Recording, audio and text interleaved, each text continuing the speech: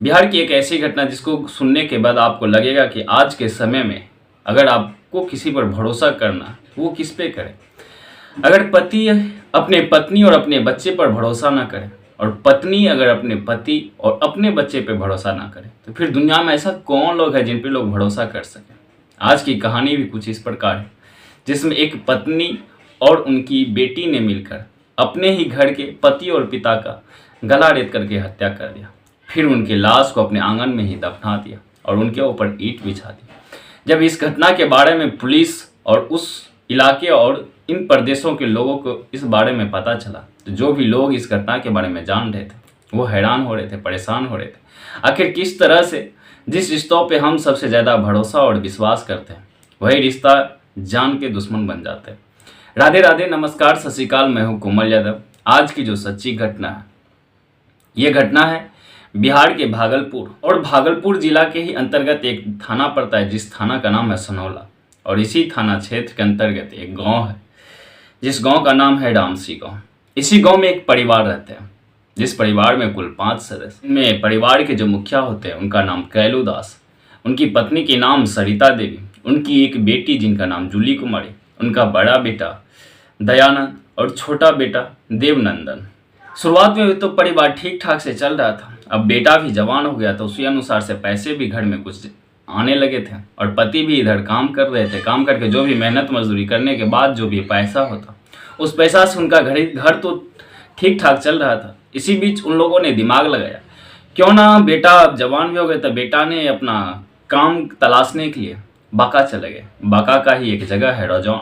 रजौन में ही वो एक ट्रक के हाईवे में खलासी के रूप में काम करने लगा और वहाँ से उनको जो भी पैसा होता वो पैसा अपने घर भेजते। और इधर कैलू दास जो था वो भी दिन भर मेहनत मजदूरी करता और उनसे भी जो पैसा होता वो पैसा भी वो अपने घर में इकट्ठा करते। और उनकी बेटी और उनकी माँ जो थी सरिता, ये दोनों भी एक होटल चलाया करता था। होटल जो भागलपुर से जो जाने वाली रोड होती है, जो भागलपुर और बांका अगर आप जाएंगे तो उसी बीच में हाईवे के साइड में ही एक होटल था। उस होटल को अक्सर ये दोनों ही लोग चलाते, माँ बेटी ही मिलकर के संभाला करते थे। होटल पे एक साइड से होटल था, एक साइड से किराना की कुछ सामान भी रखते। जो किराना मान के चलिए वो किराना का स्टोर भी थोड़ा सा और थोड़ा जगह पे होटल भी लगा हुआ था। उस रास्ते से होकर जो भी लोग गुजरते थे तो उस जगह पे अगर रुकते तो वहाँ पे खाना भी खाते। खाना खाने के बाद किराना स्टोर से अगर चाय पीना होता चाय पीते, वहाँ से कुछ सामान लेना होता रास्ते के लिए तो वो भी लेते। तो इनकी होटल से भी कुछ ठीक ठाक ही आमदनी हो रहा था, तो घर भी ठीक ठाक से चल ही रहे थे। लेकिन इस बीच जो उनके परिवार के साथ जो घटना घटता वो हर किसी को परेशान करने वाला था। अक्सर उस होटल पे आमतौर पर काफ़ी ज़्यादा लोग आते जाते रहते थे, क्योंकि हाईवे के साइड में होटल था, वहाँ पे लोगों का आना जाना काफ़ी तेज ही था। इसी बीच उसी थाना क्षेत्र के अंतर्गत एक व्यक्ति जिनका नाम दिनेश यादव का उस होटल पे आना काफ़ी ज़्यादा हो जाता।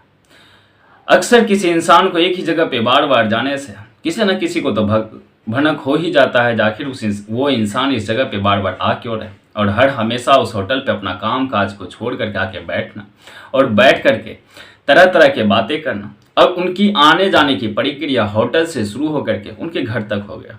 और इस बारे में अब गांव के लोगों को भी जानकारी हो गया। इसके घर पे दिनेश नाम का युवक जो है वो काफ़ी ज़्यादा आ रहे जा रहे हैं।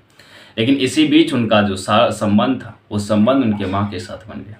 अब एक दिन अचानक ऐसा होता है, जो उनकी माँ अपने प्रेमी दिनेश यादव के साथ संबंध बना रहे होते हैं, तभी उनकी बेटी भी उसी जगह पे पहुंच जाती है। और जैसे ही बेटी उस जगह पे पहुंचती है, बेटी अपनी आंखों से अपनी माँ को एक अन्य व्यक्ति गैर मर्दों के साथ संबंध बनाते देखते हैं।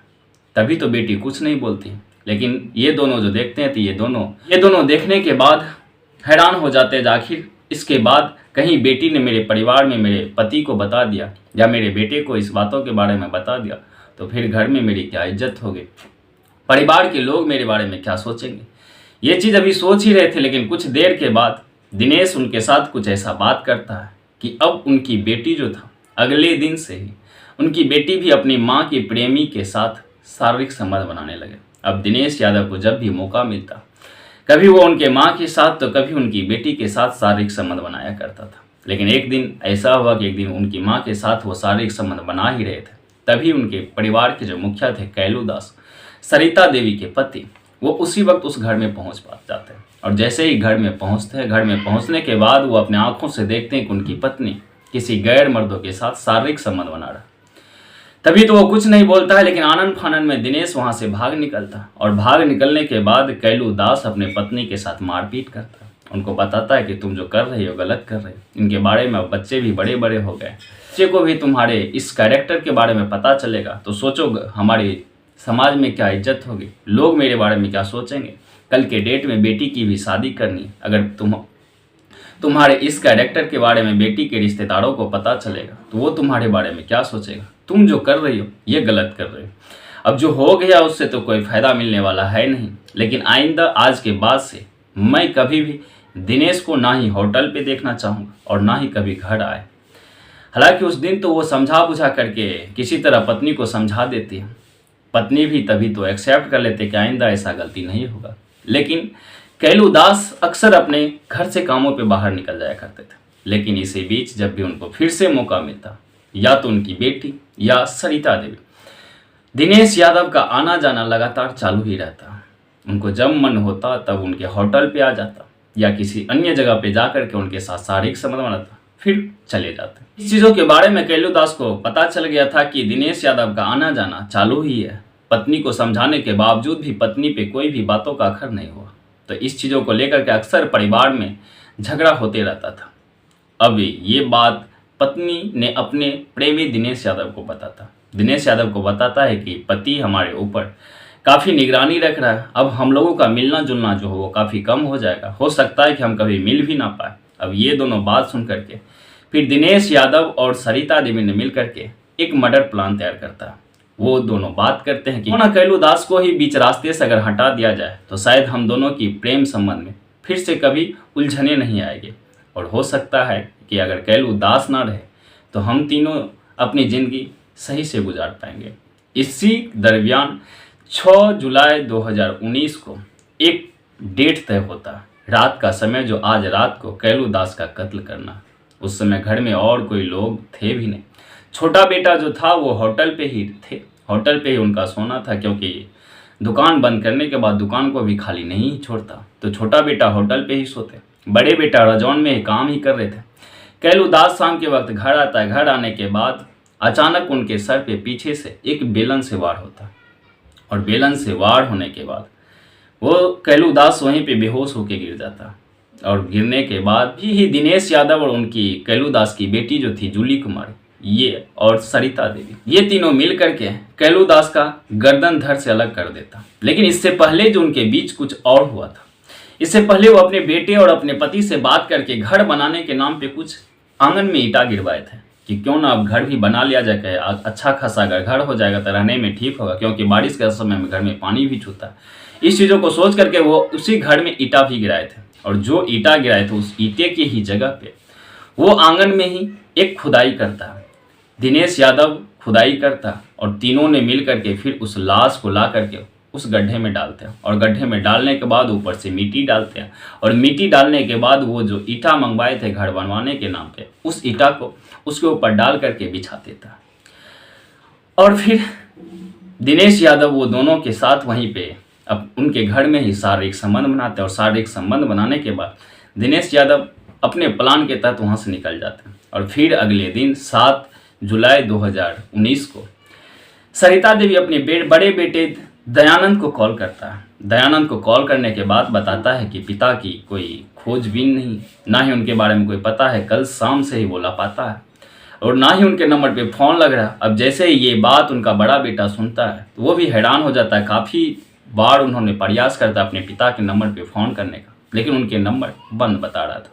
वो आनंद फानन में अपने घर रामसी पहुँचता है, और वहाँ पहुँचने के बाद अपने माँ और अपने बहन और अपने छोटे भाई से अपने पिता के बारे में पूछता, और जब वहाँ भी कुछ पता नहीं चलता है तो गांव के कुछ लोग से भी अपने पिता के बारे में पता करता, लेकिन गांव के भी कुछ लोग उनके पिता कैलूदास के बारे में कुछ नहीं बता पाता। ही ज़्यादा खोजबीन करने के बाद जब अपने रिश्तेदारों तक भी पहुँचता है, वहाँ भी जब उनके पिता के बारे में कुछ पता नहीं चलता तो वो तुरंत ही स्थानीय थाना पहुंचता और स्थानीय थाना पहुंचने के बाद वो अपना पिता का भी गुमशुदगी का रिपोर्ट दर्ज ही करवा रहे थे। लेकिन तभी तक में इनका सूचना उनकी माँ सरिता देवी और उनकी बहन जूली को पता चला। अब जब वो जाना कि उनके बड़े बेटा थाना पहुंचा है तो ये दोनों भी तुरंत ही घर से बाहर निकलते और उसी थाना पहुंचते हैं जिस थाना में उनका बड़ा बेटा अपने पिता की खोजबीन के लिए एफआईआर दर्ज करवा रहे थे। अब ये तीनों मिल करके उस थाना में अपने पिता के खिलाफ एफआईआर लिखवा ही रहे थे कि तभी अचानक पुलिस थाना में एक कॉल आता है और कॉल उसी गांव के कुछ गांव वाले ने किए थे। गांव वाले कॉल करके बताते हैं कि साहेब आप रामसी गांव तुरंत पहुंच जाइए और यहाँ जो कैलू दास के घर के आंगन से कुछ दुर्गंध आ रही है, हो ना हो कुछ अनहोनी हो और आप तुरंत यहाँ आ जाइए। पुलिस वाले तुरंत ही उसी जगह पे उनके बेटे को साथ में लेते हैं और साथ में लेने के बाद तुरंत उनके घर पे जाते हैं और घर पे जाने के बाद वहाँ के जो कुछ स्थानीय लोग थे उनके साथ उनके आंगन पहुँचते हैं और आंगन पहुँचने के बाद फिर उस दुर्गंध के बारे में पता लगाया जाता है। आखिर ये दुर्गंध आ कहाँ से रही। धीरे धीरे वो उस दुर्गंध तक पहुँचता है। वो दुर्गंध उसी के आंगन से उस ईंटे के नीचे से आ रहा था। अब पुलिस वाले कुछ स्थानीय लोगों के साथ मिल करके वहाँ के ईंटें हटाए जाते हैं और ईंट हटाने के बाद वहाँ पर से कुछ मिट्टी भी हटाए जाते हैं। मिट्टी हटाने के बाद जब उस जगह पे पहुंचा जाता जहां पे कैलू दास को दफन किया गया था, जैसे ही पुलिस वाले का नज़र उस कैलू दास की बॉडी पे पड़ता है तो वो पता चलता है कि उनकी सर धड़ से अलग है, सिर्फ उनकी बॉडी पड़ा हुआ। तुरंत ही इसी बीच उनकी जो माँ थी सरिता देवी दयानंद का, वो भी और उनकी बहन जो था जूली, वो भी थाना से लौट ही रहे थे कि तभी ग्रामीण को पता चल चुका था कि इस कत्ल के पीछे किसी और का हाथ नहीं बल्कि उनकी माँ ही और उनकी बेटी का ही हाथ है। क्योंकि उसके घर में तब तक में गांव वाले को भी पता चल चुका था तो उसके घर में किसी एक अन्य अनजान मर्द का आना जाना चालू है। वो मर्द कोई और नहीं बल्कि दिनेश यादव। कहा भी जाता है कि अगर आप जो गलती कर रहे हैं, भले ही आपको लगे कि आपके बारे में किसी को पता नहीं, लेकिन हमारे समाज में भले ही वो लोग आपको बताते नहीं हैं, लेकिन कुछ ना कुछ लोगों को तो इसके बारे में खबर चल ही जाता है, पता चल ही जाता है जो क्या हो रहा है क्या नहीं हो रहा। और उसमें भी समाज में रहने का एक तो फायदा ही है कि आमतौर पे कोई ना कोई तो किसी न किसी के ऊपर नज़र रखते हैं। तब गाँव वाले को इसको लेकर के शक हो गया था कि इस कत्ल के पीछे किसी और का हाथ नहीं बल्कि उनकी ही पत्नी और उनकी ही बेटी का हाथ है। तो गाँव वाले पूरे आक्रोश में आ गए और आक्रोश के साथ कुछ गाँव वाले ने मिल करके उनकी पत्नी और उनकी बेटी की गाँव के रास्ते में ही पिटाई शुरू कर देता। उनकी अभी पिटाई हो ही रही थी कि अचानक तभी फिर से पुलिस उस जगह पे भी पहुंचता और इन दोनों को गिरफ्तार करता और गिरफ्तार करने के बाद थाना ले जाते हैं। और थाना ले जाने के बाद जब इनसे पूछताछ होती है तो पूछताछ करने के बाद वो सारा खेल के बारे में पता चलता है जो किस कारण से उसने अपने पति और पिता का हत्या कर दिया। जब उस शख्स का फिर से नाम भी आता है जो दिनेश यादव उनका नाम है, जिस शख्स के कारण से आज उनके पति और पिता का हत्या हो गया, तो पुलिस वाले उनका भी तलाश करता। काफ़ी मुशक्कत करने के बाद दिनेश यादव का भी पता चलता है, फिर उनको गिरफ्तार किया जाता।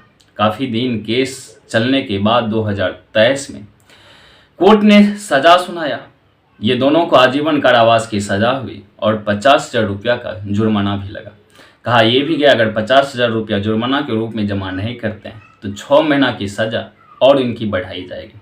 हालांकि ये कहानी यहीं ख़त्म होता, लेकिन इस कहानी को सुनाने का मकसद किसी को परेशान करना नहीं बल्कि आपको जागरूक करना है कि हमारे समाज के कुछ लोग ऐसे भी हैं जो अपने रिश्ता पे भरोसा करके भी उस रिश्ता का गला घोंट देता है और उन रिश्तों पे भरोसा कर लेता है जो रिश्ता क्या पता आज साथ हो कल साथ भी ना हो।